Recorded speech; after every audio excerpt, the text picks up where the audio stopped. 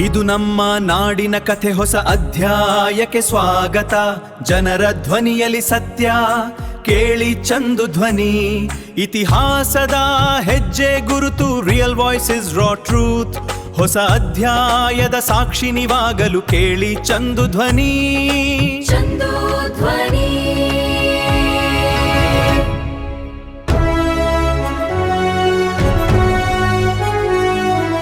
ಏಕರೂಪ ನಾಗರಿಕ ಸಂಹಿತೆ, ಮಹಿಳೆಯರಿಗೆ ಸಮಾನ ಹಕ್ಕು. ನಮಸ್ಕಾರ, ಇದು ಚಂದು ಧ್ವನಿ ಪಾಡ್ಕಾಸ್ಟ್. ಇವತ್ತು ನಾವು ಮಾತನಾಡ್ತಾ ಇರುವಂತ ವಿಚಾರ ಯೂನಿಫಾರ್ಮ್ ಸಿವಿಲ್ ಕೋಡ್ ಬಗ್ಗೆ.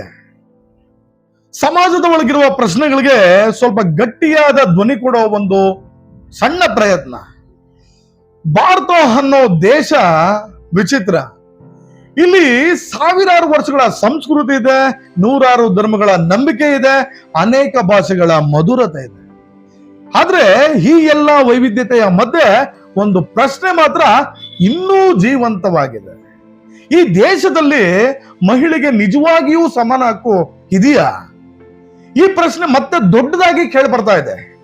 ಯಾಕೆಂದ್ರೆ ಇತ್ತೀಚೆಗೆ ಕೆಲವರು ಸುಪ್ರೀಂ ಕೋರ್ಟ್ ಬಾಗಿಲು ತಟ್ಟಿದ್ದಾರೆ. ಅವರ ಬೇಡಿಕೆ ಏನು ಗೊತ್ತಾ? ಭಾರತದಲ್ಲಿ ನಾಗರಿಕ ಸಂಹಿತೆ ಜಾರಿ ಬರಬೇಕು. ಅಂದ್ರೆ ಯೂನಿಫಾರ್ಮ್ ಸಿವಿಲ್ ಕೋಡ್, ಸರಳವಾಗಿ ಹೇಳಬೇಕು ಅಂದ್ರೆ ಭಾರತದಲ್ಲಿ ಯಾವ ಧರ್ಮದವರೇ ಆಗಿರ್ಲಿ, ಮದುವೆ, ವಿಚ್ಛೇದನ, ಆಸ್ತಿ ಹಕ್ಕು, ಪಾಲನೆ ಇವೆಲ್ಲಕ್ಕೂ ಒಂದೇ ಕಾನೂನು ಇರಬೇಕು ಅನ್ನೋದು. ಇದನ್ನ ಕೇಳಿದಾಗ ಕೆಲವರು ತಕ್ಷಣ ಕೇಳ್ತಾರೆ, ಅದರಿಂದ ಧರ್ಮಕ್ಕೆ ಅಪಾಯ ಆಗೋದಿಲ್ವೇ? ಇದು ಪ್ರಸ್ತುತ ದೊಡ್ಡ ಚರ್ಚೆಯ ವಿಷಯ. ಆದ್ರೆ ಇಲ್ಲಿ ಒಂದು ಆಸಕ್ತಿಕರ ಸಂಗತಿ ಇದೆ ಗೆಳೆಯರೆ. ಸಲ್ಲಿಸಿದವರಲ್ಲಿ ಕೆಲವರು ಮುಸ್ಲಿಂ ಮಹಿಳೆಯರು ಇದ್ದಾರೆ. ಅವರು ನ್ಯಾಯಾಲಯದ ಮುಂದೆ ಹೇಳ್ತಿದ್ದಾರೆ, ಧರ್ಮದ ಹೆಸರಿನಲ್ಲಿ ಮಹಿಳೆಯರಿಗೆ ಅಸಮಾನತೆ ಆಗ್ಬಾರ್ದು. ಈ ಮಾತು ಸಾಮಾನ್ಯ ಮಾತು ಅಲ್ಲ ಕಣ್ರಿ. ಒಂದು ಮಹಿಳೆ ತನ್ನ ಸಮಾಜದ ಸಂಪ್ರದಾಯವನ್ನ ಪ್ರಶ್ನಿಸೋದು ಅದು ತುಂಬಾ ಧೈರ್ಯದ ಕೆಲಸ. ಭಾರತದಲ್ಲಿ ಈಗ ಏನಿದೆ ಗೊತ್ತಾ? ಪ್ರತಿ ಧರ್ಮಕ್ಕೂ ಪ್ರತ್ಯೇಕ ವೈಯಕ್ತಿಕ ಕಾನೂನು. ಹಿಂದೂಗಳಿಗೆ ಒಂದು ಕಾನೂನು, ಮುಸ್ಲಿಂಗಳಿಗೆ ಮತ್ತೊಂದು, ಕ್ರೈಸ್ತರಿಗೆ ಇನ್ನೊಂದು, ಪಾರ್ಸಿಗಳಿಗೆ ಮಗದೊಂದು. ಇದು ಬ್ರಿಟಿಷರ ಕಾಲದಿಂದಲೇ ಮುಂದುವರೆದ ವ್ಯವಸ್ಥೆ. ಆದ್ರೆ ಪ್ರಶ್ನೆ ಏನು ಗೊತ್ತಾ? ಒಂದೇ ದೇಶದಲ್ಲಿ ಒಂದೇ ಸಂವಿಧಾನ ಇದ್ದಾಗ ಬೇರೆ ಬೇರೆ ನಾಗರಿಕ ಕಾನೂನುಗಳು ಏಕೆ? ಈ ಪ್ರಶ್ನೆಗೆ ಉತ್ತರ ಹುಡುಕೋದಕ್ಕಾಗಿಯೇನೆ ಭಾರತದ ಸಂವಿಧಾನದಲ್ಲೇ ಒಂದು ಸೂಚನೆ ಇದೆ. ಅದೇ ಆರ್ಟಿಕಲ್ 44, ಆರ್ಟಿಕಲ್ 44. ಅದು ಹೇಳುತ್ತೆ, ಒಂದು ದಿನ ಭಾರತದಲ್ಲಿ ಯೂನಿಫಾರ್ಮ್ ಸಿವಿಲ್ ಕೋಡ್ ತರಲು ರಾಜ್ಯ ಪ್ರಯತ್ನಿಸಬೇಕು. ದೇಶದಲ್ಲಿರುವಂತ ಹಲವು ರಾಜ್ಯಗಳು ಈ ಒಂದು ಕೋಡ್ ಅನ್ನ ತರಲು ಪ್ರಯತ್ನ ಮಾಡಬೇಕು. ಆದ್ರೆ ಅದು ಇಷ್ಟು ವರ್ಷಗಳಿಂದ ಕೇವಲ ಒಂದು ಗುರಿಯಾಗೇ ಉಳಿದಿದೆ. ಮೊನ್ನೆ ನಡೆದಂತ ಚರ್ಚೆಗಳಲ್ಲಿ ಸುಪ್ರೀಂ ಕೋರ್ಟ್ ಏನ್ ಹೇಳಿದೆ ಗೊತ್ತಾ? ಈ ಪ್ರಕರಣದ ವಿಚಾರಣೆ ವೇಳೆ ಸುಪ್ರೀಂ ಕೋರ್ಟ್ ಕೂಡ ಒಂದು ಮಹತ್ವದ ಮಾತನ್ನ ಹೇಳಿದೆ. ಮಹಿಳೆಯರಿಗೆ ಸಮಾನ ಅವಕಾಶ ಹಕ್ಕು ದೊರಕಬೇಕು, ಅದರ ಬಗ್ಗೆ ನ್ಯಾಯಾಂಗ ಗಮನ ಕೊಡಬೇಕಾಗಬಹುದು ಅಂತ ಹೇಳಿ ಅರ್ಜಿದಾರರ ಪರವಾಗಿ ವಾದ ಮಂಡಿಸಿದ ಹಿರಿಯ ವಕೀಲ ಪ್ರಶಾಂತ್ ಭೂಷಣ್ ನ್ಯಾಯಾಲಯಕ್ಕೆ ಹೇಳಿದ್ದಾರೆ, ಈ ಅರ್ಜಿಯನ್ನ ಸಲ್ಲಿಸಿದವರಲ್ಲಿ ಮುಸ್ಲಿಂ ಮಹಿಳೆಯರು ಇದ್ದಾರೆ. ಇದು ಈ ಚರ್ಚೆಗೆ ಇನ್ನಷ್ಟು ತೂಕವನ್ನ ಹೆಚ್ಚಿಗೆ ಮಾಡ್ತದೆ. ಇದ್ರ ನಡುವೆ ನಮ್ಮ ದೇಶದಲ್ಲಿ ಪರ ವಿರೋಧಗಳು ಸಾಮಾನ್ಯವಾಗಿ ಇದ್ದೇ ಇರ್ತವೆ. ಈ ವಿಷಯದಲ್ಲಿ ದೇಶದಲ್ಲಿ ಎರಡು ಭಾಗಗಳಾಗ್ಬಿಟ್ಟಿದ್ದಾವೆ.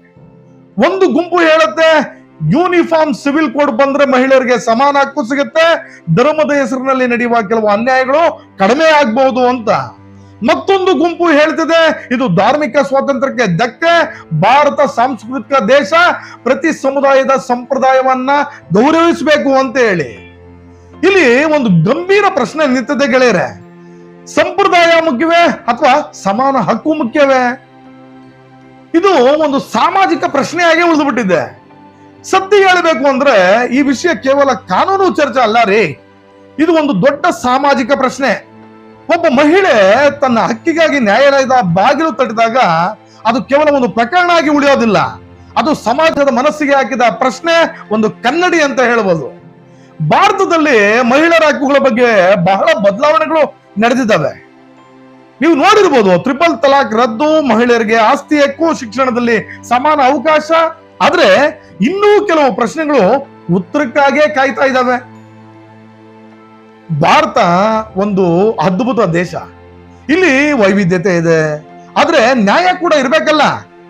ಒಂದು ಮಹಿಳೆ ತನ್ನ ಜೀವನದ ನಿರ್ಧಾರಗಳಲ್ಲಿ ಸಮಾನ ಹಕ್ಕು ಕೇಳಿದಾಗ ಅದು ಧರ್ಮದ ವಿರುದ್ಧದ ಪ್ರಶ್ನೆ ಅಲ್ಲ, ಅದು ನ್ಯಾಯದ ಪರದ ಪ್ರಶ್ನೆ.